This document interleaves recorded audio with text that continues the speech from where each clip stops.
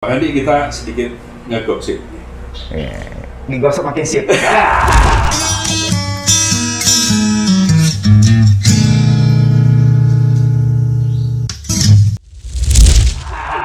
Gosip kan gitu. Jumat kemarin, Ya.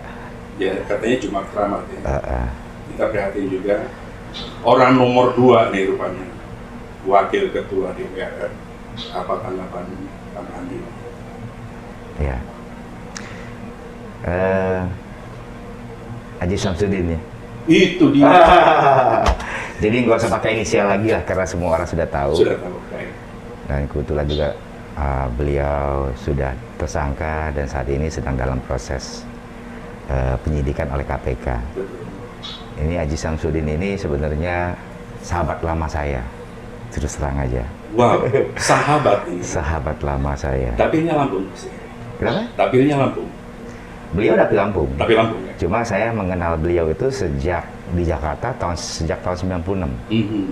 Jadi it was long time ago. Long time. Okay. Baik. Jadi saya ketemu beliau itu di tempatnya Pak Setia Novanto. Berarti kenal juga. Kenal benar. Saya lebih kenal dulu Pak Setia Novanto, kemudian Bang Idrus Marham, dan kemudian baru dengan Ajis. Pak Haji. Tiga-tiganya masuk berarti.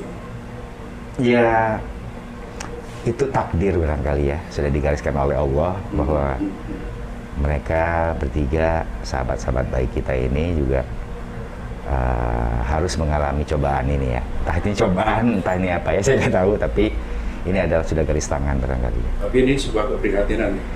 Ya, sebagai teman lama, tentu saja saya cukup prihatin dengan apa yang sudah terjadi gitu ya. Mungkin ini adalah garis tangan dan barangkali juga ini adalah suratan ketetapan Allah yang terbaik barangkali gitu ya. Nah, ini kita tapi ya kalau berbicara hukum tetap kita harus ada azas praduga tak bersalah ya, apapun juga. Tapi saya menghormati sekali proses hukum yang sedang dijalankan. Yang memprihatinkan saat ini adalah deretan wakil rakyat yang kita percaya. Kok makin lama makin panjang ini listnya ini Bang Andi. Itu kan bentuk keprihatinan. Yeah. Kita tidak melihat partainya apa, Yeah. tapi kita mewakilkan suara kita ke wakil rakyat. Ya. Betul nggak Bang Andi? Ya, prihatin pastilah. Kita sebagai masyarakat, terutama yang sudah mempercayakan gitu ya, mempercayakan suara kita untuk bisa untuk diwakilkan lah ya oleh para wakil rakyat. Pada kenyataannya banyak sekali yang tersandung kasus gitu ya. Tapi barangkali fenomena ini bukan hanya terjadi di Indonesia, tapi juga di negara-negara maju sekalipun tentunya juga ada hal-hal seperti ini. Korupsi itu merupakan penyakit kemanusiaan yang universal. Universal ini. Universal. Cuma memang yang menjadi masalah adalah Indonesia, ya negara kita yang tercinta ini sebenarnya kan sudah atau sedang menata ulang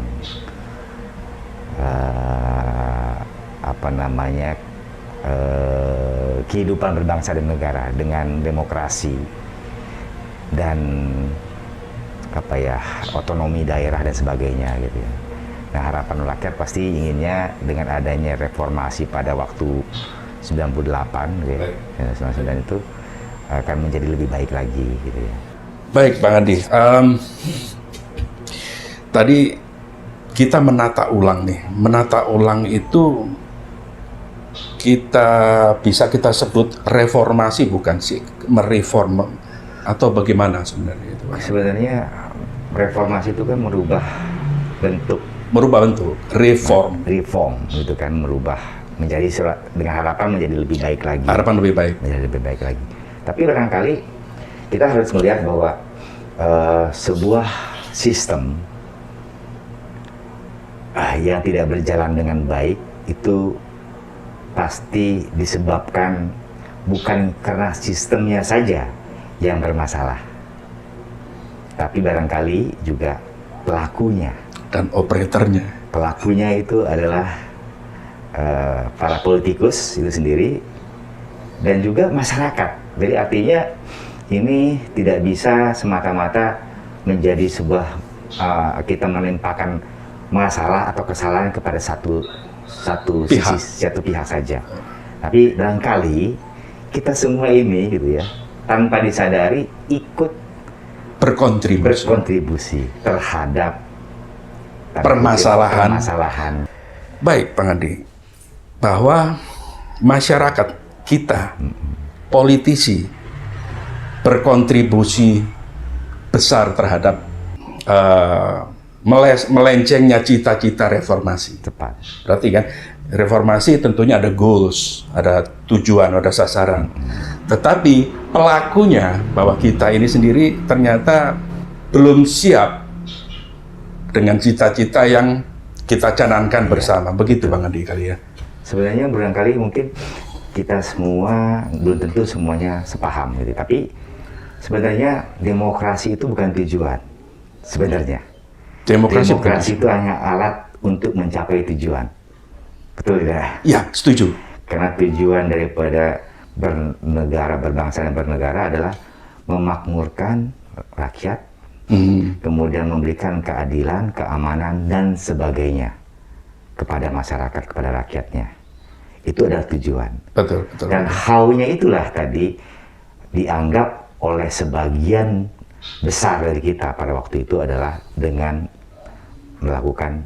menjalankan demokrasi. Betul ya? Toolsnya politik. Toolsnya ada demokrasi, yang di situ ada partai politik. Dan tapi yang paling penting sebenarnya dalam sebuah demokrasi itu adalah manusianya, rakyatnya, masyarakatnya. Apabila masyarakatnya, kemudian pelaku politiknya, betul, gitu ya. Kemudian sistemnya itu baik, insya Allah akan menjadi lebih baik. Bukan berarti akan hilang ya, mohon maaf ya, misalnya korupsi, manipulasi itu akan hilang 100%. Saya sangat yakin di negara manapun di dunia ini tidak ada yang bersih 100%. Tidak ada, tapi setidaknya jauh lebih baik dibandingkan dengan yang kita hadapi sekarang, negara-negara yang baru memulai demokrasi ini. Walaupun sebenarnya berapa tahun kita sudah? 98 itu masih sekitar 21 tahun ya. Ya, kalau bermain di reformasi berarti kan 98 ya. Iya, 98. Jadi sekitar 22 tahun. Betul. 22 tahun ini sebenarnya juga tidak mudah lagi ya. Tidak mudah lagi.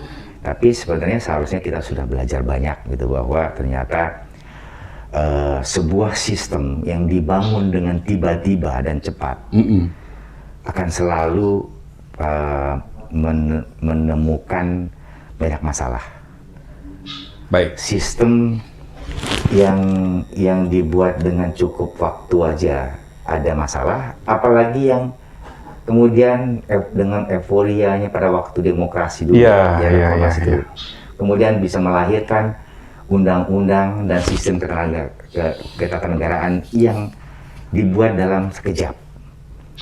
Saya rasa tidak akan mungkin bisa sempurna. Nah, itu kita harus akui itu. Betul. Kita harus akui. Tapi setidaknya kita juga harus mengapresiasi apapun juga yang sudah dilakukan oleh para pejuang-pejuang reformasi dulu. Pejuang-pejuang reformasi, betul. Baik, kita bergeser ke pandemi COVID ini, Bang Andi.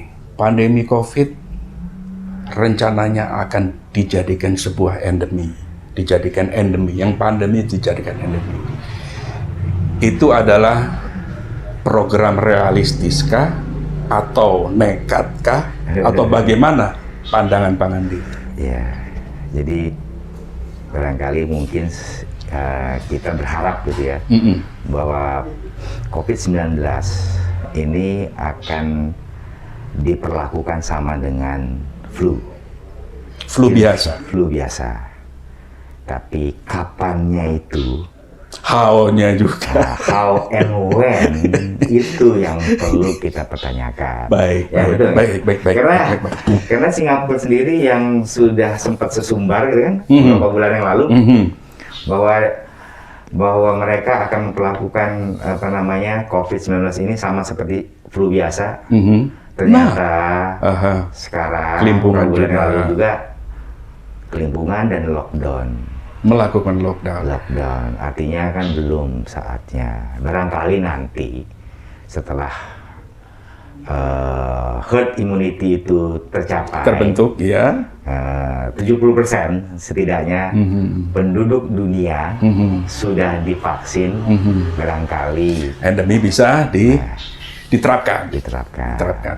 Tetapi begini, Bang Andi, kita sendiri tahu bahwa keputusan pemerintah melakukan kegiatan PPKM, PSBB dulu itu dikecam banyak pihak karena banyak para pakar, lawan politik itu terutama mengisyaratkan untuk lockdown.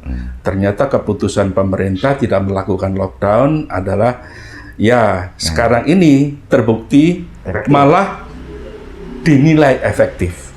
Perkara ini mungkin sementara sifatnya, tapi sampai PBB pun, WHO pun mengapresiasi how Indonesia kok bisa seperti itu. Rahasianya apa? Sampai beberapa negara tetangga pun ingin belajar ini. Bagaimana ini, Bang? Jadi memang saya ingin sampaikan kadang-kadang begini, satu ahli hukum Baik. atau 10 ahli hukum akan melahirkan 11-12 pendapat hukum. 10 lahirnya akan 12 pendapatnya. Barangkali. Pendapatnya ya. Iya. Baik. Sama juga dengan dokter. Akan selalu dulu kan pernah kita dengar gitu ya, ada pepatah atau apalah gitu ya. Ya. Bahwa carilah second opinion dokter. Second opinion. Second opinion. Baik. Karena barangkali dokter A itu menganalisa tindakannya A harus lakukan tindakan B misalnya Betul, gitu ya. betul. Kemudian selalu ada kata, coba tanyakan ke dokter yang lain pendapatnya. Artinya memang perbedaan pendapat. Ahli ekonomi sama juga begitu. Tidak ada satupun pakar sekalipun dari sekumpulan orang-orang pintar, dia akan mengatakan 1 tambah 1 semua sama 1. 2. Karena pasti akan ada perbedaan. Ada yang bilang 3. Kenapa 3? Iya, saya tambah lagi 1. Whatever, gitu ya. Jadi artinya kita tidak akan pernah bisa memuaskan semua orang. Tidak akan bisa, gitu. Itu misalnya seperti kemarin itu yang masalah, tidak akan efektif lah begini segala macam ini. Itu biasa. Tapi yang paling penting bagi seorang pemimpin adalah berani mengambil keputusan. Oke. Nah, keputusan yang sudah diambil oleh pemimpin kita sebagai warga negara, sebagai rakyat, ya harus mengamini. Gitu. Mengamini. Siap. Walaupun kita bisa memberikan nanti dalam perjalanannya, kita boleh memberikan masukan atau apa. Tapi jangan pernah kita selalu mendahulukan takdir. Ya kan? Bagaimana kita bilang bahwa jalan ke sana tidak baik, padahal kita sendiri belum pernah jalan ke sana. Ya. Gitu kan. Nah, kalau misalnya dikatakan bahwa jalan ke sana berbahaya karena ada ini, itu sebagai apa? Sebagai warning. Sebagai pengetahuan bagi kita, kalau begitu saya akan siapkan perbekalan ya, toolsnya apa nih. Oke. Nah, ini juga yang terjadi sebenarnya dengan keputusan pemerintah dalam memperlakukan PSBB dan sebagainya. Yang kebetulan dikepalai oleh Pak Luhut. Nah ini, nanti mau tanya-tanya lagi. Gitu ya. Gak apa-apa, lanjut. Jadi artinya terbukti dan efektif gitu ya. Betul. Efektif. Dan tadi Mas Bu sampaikan juga PBB PSBB, BBB, WHO, betul. Bahkan Pak Mr. Biden, betul, Presiden Amerika juga sangat mengapresiasi dan meminta Pak Jokowi untuk menyampaikan di depan pidato PBB. Apa kiat-kiatnya. Betul. Walaupun kita tahu bahwa, dan saya juga meyakini gitu ya, bahwa ini belum berakhir. Akan ada nanti kejutan lagi. Ya, third wave lah, ya, gelombang ketiga lah, atau berapapun juga.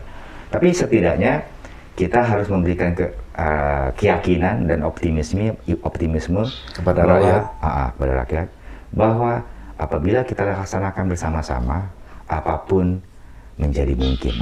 Nah, ini bottom line-nya, garis bawahnya, bahwa bersama-sama melakukan, nggak bisa sepihak. Kalau nggak didukung oleh masyarakatnya, mau ngikutin apa itu namanya sistemnya. Mau sistem PPKM begini, pembatasan sana sini. Kalau kita tidak kooperatif, sama aja, bantah terus, ngengkel terus, ya kapan bisa berhasil? Betul. Berarti bersama-sama itu jauh lebih penting ya. Padahal sebenarnya ini adalah warisan leluhur kita loh. Iya Mas Sur? Gotong royong. Nah, betul. Gotong royong bersama-sama itu adalah sebenarnya warisan budaya kita yang leluhur, yang diakui dunia dan diapresiasi oleh dunia. Tapi kenapa sekarang ini, gitu ya, makin kesini budaya-budaya seperti itu menjadi luntur, gitu kan? Menjadi luntur, kemudian baik secara sengaja maupun tidak sengaja, gitu ya. Tapi seharusnya kita semua, apalagi para pemimpin bangsa, ya, tokoh-tokoh agama, tokoh masyarakat, guru, dosen, orang tua dan sebagainya, ayo sama-sama kita kembalikan kepada budaya-budaya Indonesia yang sangat luhur, yang sangat hebat, yang sangat kuat ini, untuk kembali kita terapkan bersama-sama. Itu yang kita prihatin, bahwa itu hampir luntur kemarin. Tetapi kayaknya presiden kita juga menyampaikan bahwa kuncinya adalah gotong royong, kalau nggak salah. Walaupun kita sebenarnya harus juga mengakui bahwa tidak ada yang 100% sempurna. Tidak ada yang sempurna. Betul. Tapi setidaknya kita harus bukan sebagai orang timur saja, tapi sebagai orang beragama, gitu. Bahwa kita harus mengikuti aulia dan ulama. Itu sudah jelas itu. Kalau salah, nanti misalnya keputusan itu, aulia lah yang bertanggung jawab. Bukan hanya di dunia, tapi juga akhirat. Betul. Nah, sepanjang kita melakukan itu dengan baik, dengan benar, kita ikuti, kita turuti, kita tidak berdosa. Gitu. Betul. Nah, sebenarnya ini yang kadang-kadang mungkin kita lupa, gitu ya, bahwa kalau kita memulainya itu dari lingkungan paling kecil, keluarga saja, gitu ya. Di keluarga saja kan sudah ada aturan. Betul ya? Betul. Nah, kepala keluarga sudah jelas siapa kepala keluarganya. Pada saat deadlock, ya kepala keluarga yang memutuskan. Iya. Gitu kan? Betul tidak? Betul. Ada ketidaksetujuan dari anggota keluarga, itu biasa disampaikan. Kemudian apapun juga harus diputuskan. Nah, saat itu diputuskan, kita semua konsekuen. Mantap. Gitu. Strategi kita melakukan PPKM, tidak menerapkan lockdown, itu sudah diapresiasi dan itu terbukti bahwa saat ini, apakah angka itu real bahwa kita ini benar-benar turun? Jadi kita lihat saja di sekeliling kita saat ini sebenarnya. Jadi saya ini tetap paling disiplin ya, tanda kutip ya. Tanda kutip, baik. Saya selalu rutin melakukan tes swab, kemudian antigen. Baik mandiri maupun juga melalui klinik. Dan saya selalu menanyakan kepada para analis yang melakukan tes saya dari dulu sampai sekarang. Resultnya gitu, hasilnya mereka mengatakan bahwa sekarang dari 100 itu belum tentu 1 yang positif. Oh. Tapi dulu dari 100 bisa 60, bisa 70 yang positif. Wow. Artinya ini memang sangat drastis turunnya. Memang angka itu benar ya, Betul. tidak sekedar klaim. Enggak. Itu kan penting. Betul. Karena satu lagi yang lain kita lihat juga okupansi bor dari rumah sakit. Itu. Jadi sangat jelas penurunannya sangat tajam. Nah, ini sebenarnya makanya saya merinding nih sebenarnya ya. Saya selalu mengatakan bahwa hidup ini gitu ya, adalah untuk berbuat. Ya. Gitu ya. Nah, kalau kita tidak mampu melakukannya, kita nggak bisa punya kemampuan untuk berbuat kebaikan, menebar kebaikan. Diam adalah yang paling tepat. Diam adalah yang paling tepat. Minimal.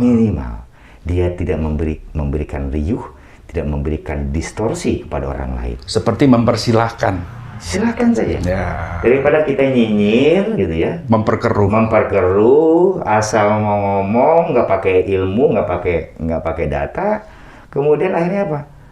Membuat orang lain menjadi bingung, menjadi tidak yakin, menjadi pusing. Manfaatnya nggak ada, dosanya nambah. Benar nggak? Jadi amal kita yang paling kecil adalah diam. Dan doa pasti. Pastinya. Gitu. Wow, luar biasa. Bang Andi, saya pengen ngebahas LBP. Nah, nggak apa-apa, sedikit. Waktu kita nggak banyak memang, Bang. LBP ini rupanya, taruhlah dia ini kok dipercaya banget sih. Sampai ada sebutan dia itu Lord Luhut. Iya. Terus kemudian beberapa pekerjaan, sebenarnya banyak sekali orang itu yang bisa diberikan amanahnya. Kenapa kok balik dia lagi? Apakah komposisi menteri yang ada di kabinet sekarang itu kebanyakan dari partai politik? Sehingga ada beban politika? Atau apa? Apakah mumpuni itu KLBP menurut Bang Andi? Ya, ini saya mencoba menganalogikan kalau diri saya itu menjadi presiden atau minimal menjadi pemimpin sebuah perusahaan. Pasti saya apalagi pada saat darurat, saya ingin bahwa pekerjaan saya terdeliver dengan baik. Itu yang pertama. Kedua, saya ingin orang ini mampu mengerjakannya dengan cepat, kemudian tanpa menanyakan kenapa dan bagaimana. Boleh enggak? Gitu. Kemudian yang ketiga, saya sangat yakin bahwa dia tidak akan menusuk saya dari belakang dengan memberikan klaim itu karena saya segala macam, pemimpin itu tanpa saya segala macam. Jadi saya melihat bahwa Pak LBP ini gitu ya, barangkali karena mungkin beliau ini bekas Kopassus kali ya. Betul. Puluhan tahun di Kopassus, kemudian dia selalu taat, terbiasa dengan sistem dan sistem komando. Apapun perintah dari komandannya, dia tidak akan tanya kenapa saya dan bagaimana caranya. Dia tidak akan pernah nanya itu. Itu kalau seorang tentara profesional yang kita semua pahami. Beliau ini ada tipikal tentara seperti itu. Yang sangat loyal kepada atasan dan akan selalu mengatakan siap jenderal, siap komandan, laksanakan tanpa mengeluh, tanpa nanyakan kok saya lagi, kok gue lagi gitu ya. Padahal nggak ada tambahan apa loh. Misalnya apakah itu dapat tunjangan segala macam kan enggak? Mungkin saya nggak tahu itu. Tapi setidaknya kalau kita lihat Ya kalau di kepemerintahan itu berapa sih? Iya, iya, Berapa iya, sih? iya, Gitu, iya, kalau iya, pernah iya. ada tambahan tunjangan gitu kan. Mm. Tapi mungkin karena Pak Luhut ini, kalau saya lihat secara pribadi ya, mungkin saja saya salah. Beliau ini sudah selesai dengan dirinya. Sudah selesai dengan dirinya, biasanya itu putar ekonomi dan ya tahtanya Dan lah. tahtanya. Tahtanya lah. Gitu. Beliau sudah selesai dengan dirinya, tidak lagi pusing dengan mikirin dapurnya, anak cucunya. Kemudian kalau masalah kekuasaan sekarang ini, beliau sudah pegang berapa banyak sih perusahaan dan juga jabatan Betul. jabatan politis. Berapa kali Garis besarnya adalah beliau ini sudah selesai dengan dirinya. Kenapa terdeliver? Iya. Nah, yang menariknya lagi adalah beliau ini tidak punya ambisi. Tidak akan seorang Luhut bin Sarpanjaitan ini akan nyapres. Tidak akan mungkin. Karena Dukung pihak tertentu? ya itu mungkin. Ada kemungkinan ya. Boleh, kalau itu sih semua orang punya apa sih? Itu bukan kingmaker, bukan ya? Kalau belum ya. Belum Nah, lah. masih dukung statusnya sifatnya begitu ya. Beliau belum jadi kingmaker, tapi beliau punya kemampuan untuk itu ya. Betul. Tapi saya rasa itu barangkali membuat Pak Jokowi percaya sama beliau. Jadi barangkali apalagi nih di tahun politik ya, walaupun masih jauh nih 2024. Tapi kita tahu kan manuver-manuver dari elit-elit partai, pejabat-pejabat negara yang sudah mulai kasakusuk, pencitraan, Manuver. mana-mana manuver. Manuver itu sudah ada sejak dilantik di periode kedua. Betul. Karena udah selesai. Sudah selesai. Ya, Karena nggak Pak ada. Jokowi nggak mungkin lagi ya. Iya, itu terbuka sudah lebar benar. sekarang. Sehingga semua berlomba-lomba mencari panggung. Semua memiliki kesempatan yang sama. Betul. Dan semua perlu panggung. Perlu panggung. Perlu panggung. Dan panggung inilah yang dikhawatirkan oleh presiden barangkali ya. Ini tidak akan mampu menjadi maksimal. Kenapa? Karena digunakan sebagai kendaraan politik bagi orang-orang yang berambisi, yang in charge saat ini. Kita nggak sebut satu-satu. Nggak usah sebut satu-satu ya. Tapi yang jelas panggung ini akan digunakan semaksimal mungkin untuk kepentingan pribadi maupun kelompoknya. Nah, kalau Pak Luhut apa? Partai nggak punya? Partai nggak punya? Iya. Terus kemudian umur sudah ini, dan mohon maaf juga beliau kan non Muslim. Ya kita harus akui bahwa tidak akan mungkin seorang presiden Indonesia saat ini adalah non Muslim. Itu salah satu handicap. Salah satu handicap. Kemudian ya tadi beliau udah pernah jadi apapun juga, gitu ibaratnya ya. Dan saya pernah ketemu sama beliau dan beliau sampaikan juga, saya kalau bukan Pak Jokowi yang minta, saya sudah mengundurkan diri sejak lama. Berarti sosok presiden sekarang itu ada di hatinya banget kayaknya. Gitu. Dia punya apa istilahnya ya? Harapan besar ya. Bukan, punya apa pribadi lah ya, apa nama itu, tanggung jawab moral. Tanggung jawab moral. Karena dia ikut mendorong Pak Jokowi, kemudian saat Pak Jokowi ini harus dong, lu kan yang dorong gue. Masa lu meninggalin gue? Itu barangkali ya ceritanya. Gitu. Baik, kita bergeser Bang Adi soal LBP. Fine, berarti LBP memang sudah selesai dengan dirinya. Maaf, nyamuk ya. Enggak. Aku juga digigit nyamuk. Bang Adi, strategi ekonomi jangka panjang kita gimana ini? Dengan hutang yang makin besar akibat pandemi. Amerika aja sekarang kelimpungan, gimana gua bayar utangnya? Benar nggak sekarang ini kan situasi begitu. Nah, apakah kita on the right way, on the right track? Ya, kita ini. Jadi kita harus akui bahwa pandemi ini memberikan dampak bukan hanya kesehatan, tapi juga ekonomi di seluruh dunia, sosial dan terutama ekonomi. Kalau ekonomi terganggu, pasti ada dampak sosial, dampak politik, keamanan dan sebagainya. Dan ini adalah dua mata uang, sisi mata uang yang tidak bisa dipisahkan saat ini. Betul. Kalau kita bicara pandemi, kesehatan, ujungnya adalah ekonomi. Tapi sudah selesai bahwa mana didulukan, sudah tidak ada lagi. Kalau kemarin kan selalu berdebat itu. Nah, sebenarnya saya terus terang saja sangat mengapresiasi apa yang dilakukan oleh Pak Jokowi. karena sangat jarang seorang pemimpin negara pada waktu pandemi kemarin itu yang mengambil keputusan sangat berani seperti Pak Jokowi.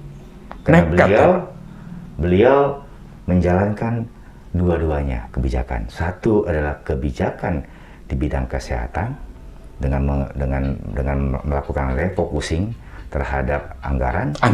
Refocusing anggaran. Baik. Ke kesehatan, tapi tidak melupakan sisi ekonominya. Dengan apa? Dengan cara stimulus, kemudian juga bantuan-bantuan sosial. Agar diharapkan daya beli masyarakat bisa tetap terjaga. Daya beli terjaga. Masyarakat tetap terjaga. Nah, kemudian kita harus juga melihat kenyataannya gitu ya, dalam data real, bahwa apa yang dilakukan Pak Jokowi ternyata efektif. Di mana pada waktu 2020 kontraksi ekonomi Indonesia termasuk terendah di dunia, ya kan? Kontraksi pertumbuhan ekonomi Indonesia ini termasuk terbaik di dunia, masih bisa terkendali. Dan kemudian di 2021 sudah mulai peningkatan, bahkan kuartal sekarang ini neraca perdagangan Indonesia baik, positif dan tertinggi selama hampir dua dekade. Tertinggi hampir dua dekade. Terbaik dan tertinggi selama hampir 2 dekade. Dan juga devisa kita juga tertinggi ya. Gitu ya Bang? Ya. Jadi artinya memang kita melihat bahwa kebijakan dilakukan oleh Pak Jokowi, kalau menurut saya, walaupun saya bukan pakar gitu ya, tapi saya melihat cukup baik gitu. Dan ini sebenarnya adalah sinyal-sinyal positif, kita harapkan sampai ke kuartal nanti menjadi baik. Itu sinyal positif. Nah, cuma saya ingin menambahkan sedikit tadi masalah kebijakan strategi ekonomi kita jangka panjang. Tadi sudah disampaikan masalah gotong royong. Wah, siap. Jadi kita bicara ekonomi saat ini sebenarnya istilahnya itu aja yang berbeda-beda, tapi sebenarnya kita belum closing berarti ya. Belum. Nah, siap. Nah, kolaboratif ekonomi. Jadi kolaborasi. Kolaboratif. Jadi kalau kita pernah dengar sharing ekonomi dan sebagainya gitu, itu sebenarnya sama-sama. Konsepnya hampir sama dengan gotong royong yang selama ini kita zaman dulu sudah lakukan. Realnya bentuknya Bang Andi? Nah, sekarang ini kita bisa akuin gitu ya, bahwa tidak ada satupun institusi atau manusia yang bisa hidup sendiri. Tidak ada Superman, semuanya adalah super team. Kalau kita bicara masalah organisasi. Betul, nah, betul. Di dalam ekonomi juga sama. Bahwa tidak ada ekonomi kue itu yang kita bisa makan sendirian kenyang. Betul. Lebih baik kita bagi-bagi, kemudian kita bisa buat lagi kue yang banyak, sehingga semakin banyak kue yang akan kita bisa makan sama-sama. Jadi perusahaan BUMN kerjasama dengan UMKM, kemudian dengan BUMDes, BUMD dan sebagainya. Ya, ini kolaboratif yang harusnya dikembangkan, dan ini sebenarnya sudah dijalankan, tapi harus ditingkatkan lagi ke depan gitu ya. Karena pendukung ekonomi Indonesia ini sebenarnya kan UMKM sebenarnya kalau kita bicara ya. Karena 60%, sekitar 60 sampai 100, hampir 100 juta nggak salah. Sektornya non informal ya. Non informal. Kembali ke tadi ya. Belum. Saya malah nambah pertanyaan lagi nih Bang. Bang, realnya selain tadi BUMN turun tangan ke para UMKM, ada lagi nggak kira-kira UMKM sebenarnya ini? Bukan turun tangan, sebenarnya kolaborasi. Jadi menjadikan UMKM itu mitra. Nah, kita sebenarnya ada contohnya Bang? Ini kita yang salah dari dulu sebenarnya sistem ekonomi kita, terutama BUMN. BUMN ini BUMN dan anak cucu perusahaannya mungkin di atas 1.000. Di atas 1.000. Baik, jumlahnya. Ya, jumlahnya. Kemudian juga melakukan kegiatan usaha yang sapu jagat. Sapu jagat Sapu jagat. di luar spesialisasinya. Di luar core-nya. Di luar core-nya. Baik. Nah, sehingga apa? Sehingga yang seharusnya ini bisa dikerjakan oleh UMKM, pengusaha kecil, ini menjadi mati, menjadi apa ya, barrier gitu, ya kan? Nah, kemudian yang celakanya lagi, anak cucu BUMN ini dijadikan sapi perahan Oleh BUMN induknya. Oh, induknya. Oke. Ya kan? Ya, di situ ada terjadilah praktek transfer of pricing.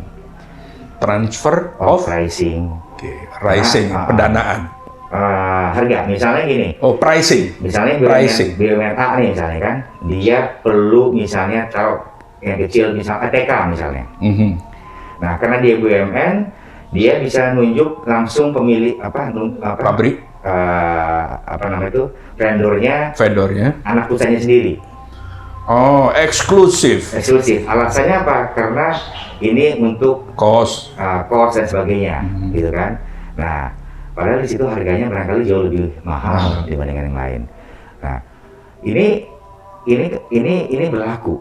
Sehingga Itu B2B nggak sih? Enggak dong ya? Business to business enggak dong berarti? Ya enggak lah, itu ya dengan anak perusahaan sendiri, Iya. perusahaan sendiri gitu. Nah, kemudian pengurus-pengurus yang di BUMN ini jadi komisaris di anak cucunya. Nah, sehingga cost-nya makin besar. Nah, ini akhirnya yang membuat beban keuangan daripada BUMN ini semakin berat gitu ya. Apakah sudah terkoreksi itu? Dan ini ternyata saya dengar sudah mulai satu dipangkas kan. Dipangkas ya. Jadi saya banyak tulis masalah opini BUMN ini sebenarnya. Tapi yang paling penting sebenarnya adalah BUMN ini sebenarnya bukan hanya sebagai prime mover sebenarnya. Tidak melulu sebagai prime mover atau sebagai apa nama itu, mesin utama ekonomi, penggerak ekonomi utama. Tapi sebenarnya dia harus bisa menjadi buffer cadangan. perekonomian. Buffer itu Cadangan. ya sebagai penahan. Penahan, iya. Bumper. Penahan. Apabila terjadi kayak sekarang ini. Kayak sekarang ini. Bahwa ekonomi di Indonesia ini terguncang. Nah, dengan size ekonomi aset yang begitu besar, harusnya dia mampu meredam kerusakan ya. Iya, gitu ya. Memang itu merusak saat ini nih memang ya. Nah, celakanya karena BUMN ini nggak sehat, dia sendiri tambah rusak, tambah sakit. Betul ya? Betul. Kalau dia sehat, dia akan mampu meredam. Setidaknya tidak sampai rugi besar. Betul. Setidaknya bisa bertahan. Nah, yang terjadi saat ini, pada saat pandemi ini, BUMN ini juga sama. Ruginya parah, gitu kan, sehingga harus dibantu lagi, disuntik lagi modalnya oleh pemerintah, gitu kan. Nah, ini sebenarnya apabila misalnya tadi kolaboratif tadi itu dijalankan, kan tidak perlu ini perusahaan-perusahaan ini jadi sapi perahan. Betul. Dia bisa berkompetisi dan kemudian menjadi mitra dari UMKM ini. Nah, UMKM ini akan juga menjadi diajarkan bagaimana melakukan membuat produk yang murah, berkualitas dan sebagainya dengan standar tertentu. Nah, sehingga mereka ini UMKM ini diharapkan berkompetisi dengan baik, dengan mencoba meningkatkan kinerja dari UMKM-nya.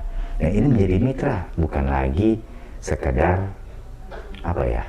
Ya bukan kompetisi UMKM, bukan kompetisinya Iya. BUMN, seharusnya kan begitu. Kalau berarti kan tidak kompetisi, kita bersama-sama. Betul. Gitu.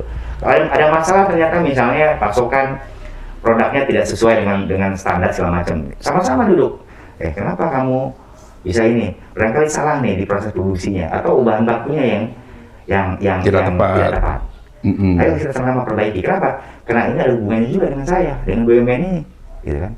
Jadi ini dilakukan di Cina sudah lama dilakukan, dan harusnya ini menjadi pembelajaran bagi kita juga. Jangan hanya melihat Cina itu dengan sudut mata negatif ya, tapi apa yang dilakukan oleh Cina ternyata sukses. Betul. Dan ditiru oleh banyak negara. Gitu. Betul. Wow. Bang Andi, terlepas dari tadi itu soal ekonomi, kita sendiri sudah memapping sedemikian rupa tadi. Dulu Bang Andi pernah nulis tentang mobil listrik, apa segala macam yang dikirim ke kita, itu tulisannya apa segala macam. Nah, tapi kali ini saya ingin bergeser dengan core bisnisnya Bang Andi, yaitu ada di yayasan ya, entah itu bisnis atau apa. Gimana situasi pandemi begini di yayasan milik keluarga Bang Andi saat ini? Ya, terima kasih Mas Pur. Tapi memang hampir semua sektor usaha, sektor kegiatan, bermasalah lah. Gitu. Bermasalah. Baik. Artinya menurun ya kinerjanya.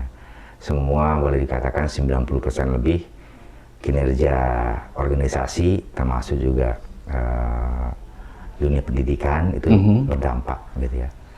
Terutama dunia swasta ya, gitu ya, sekolah-sekolah swasta. Tapi setidaknya kita tetap harus bersyukur lah ya, kita bagaimana bisa bertahan, kemudian melakukan inovasi dan sebagainya, agar tetap kita bisa survive dan kemudian bisa suatu saatnya nanti bisa berlari lagi dengan cepat gitu kan.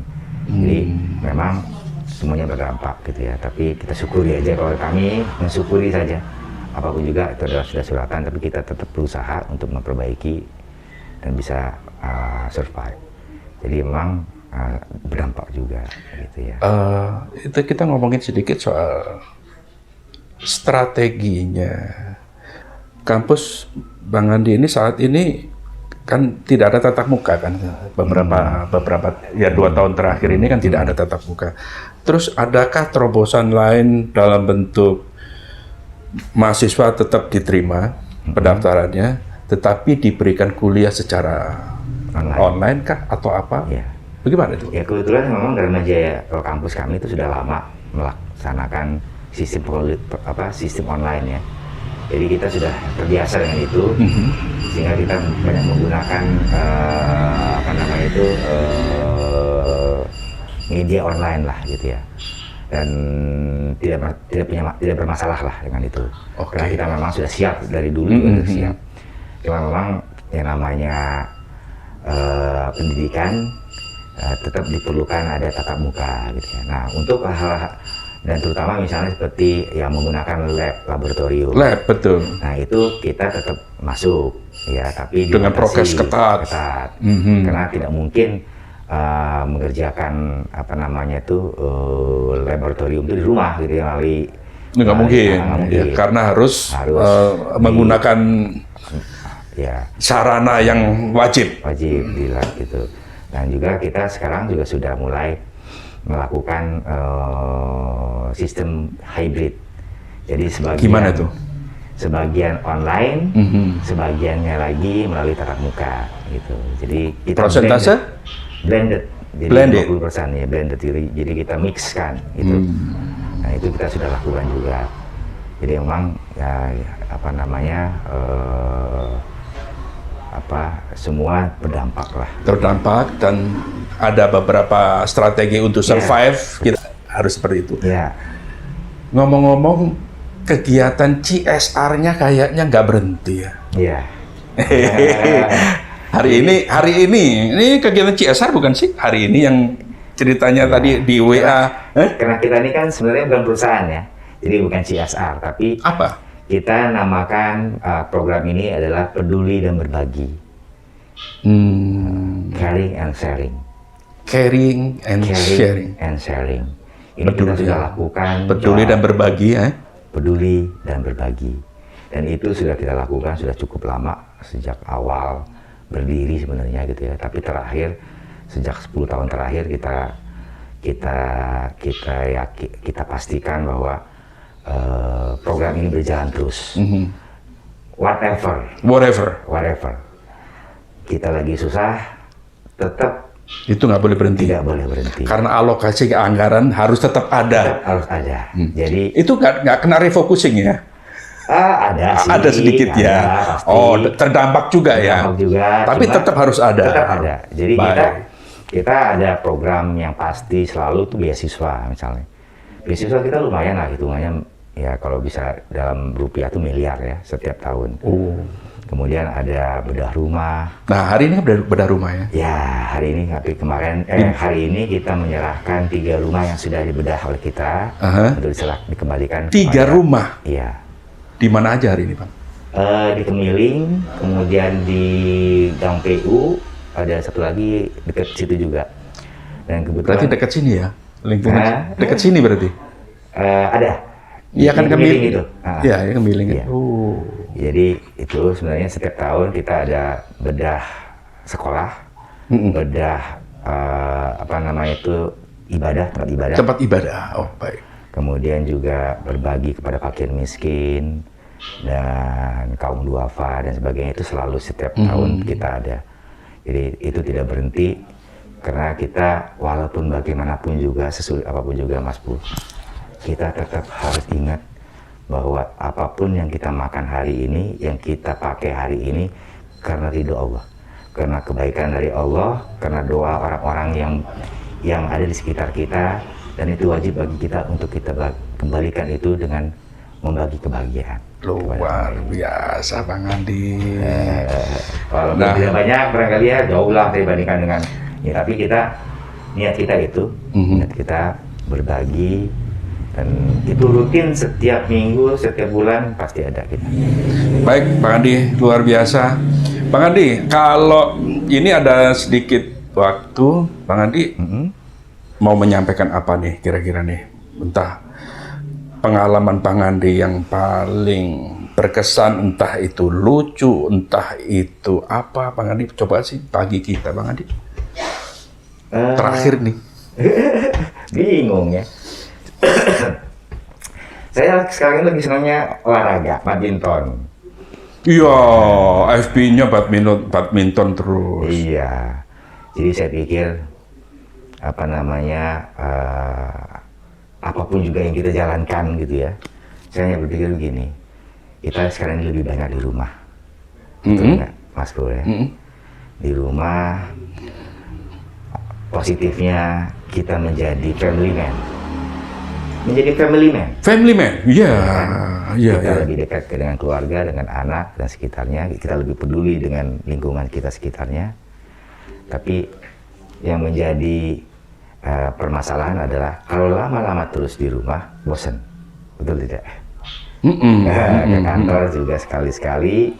Tapi harus ada diisi oleh hal-hal yang positif. Berarti tetap ada refreshingnya, bentuknya olahraga tadi itu ya? Iya, olahraga aja. Kenapa ketemu dengan teman-teman kantor ya, walaupun di kantor, bisa ketawa-ketawa, ngetawain yang terguling, yang jatuh gitu kan, ngetawain gayanya. Pokoknya kita enjoy aja, karena ini kan bukan untuk jadi atlet ya.